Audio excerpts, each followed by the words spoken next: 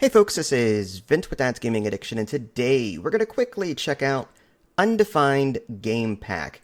This is a series of Flash games in a pack that you can find on Steam for about $10 or so. So the backstory of this is that there's a lone developer that created a bunch of Flash games back in 2008ish or so, and wanted to sort of revive them all in one pack because, as you probably know, at least you older folks know, Flash games kind of went away. They were no longer supported. So this developer kind of redesigned their games, I guess, to be able to run on modern systems. And I have to stress that these are like revivals of Flash games. So if you're going into this expecting 2025 quality of life features, it's just not going to be very realistic. So as I said, there's about 22 games, I think I read here. And just to, be honest, I didn't get to all of them. I don't have time. I didn't have the time to play all 22 games to review every single. It's just not going to happen. But I did play a couple of them just to sort of get my feet wet with this series of games. And the one I played was Protector 4, and that's like a tower defense game of sorts, where you've got different heroes, and different heroes have different, I don't want to say towers, but that's what they are. It's a tower defense game. You're trying to prevent enemies from getting from point A to point B. You're putting things down, in the environment in order to, stop the enemies from getting there.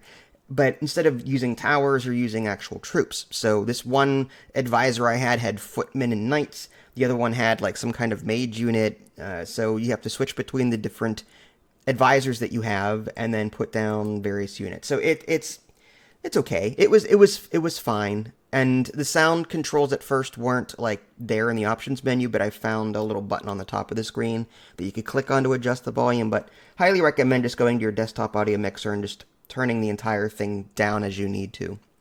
But once you complete a level, you gain experience for these different advisors. You go to the world map, and there's even like a reputation system. So there's a lot more to it than I originally thought.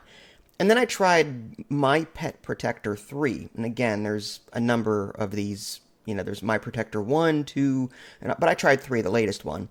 And I was expecting like another tower defense game, but no, it was like a life sim game.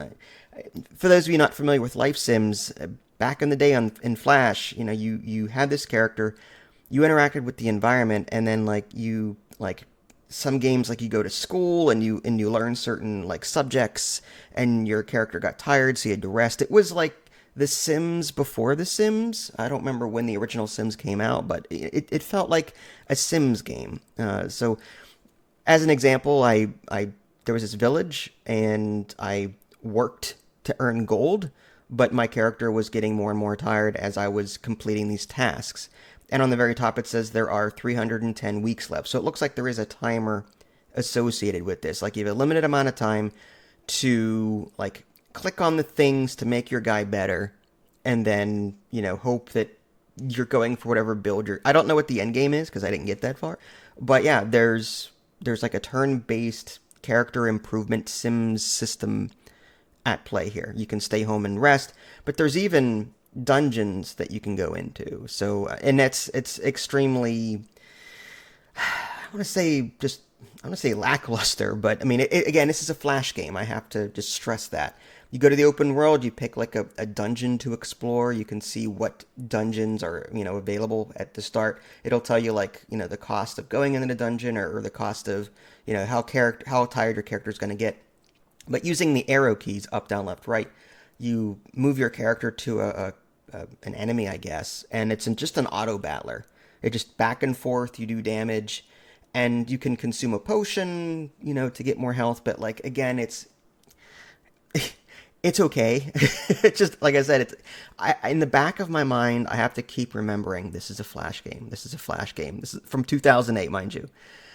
So another game I tried was Cardian.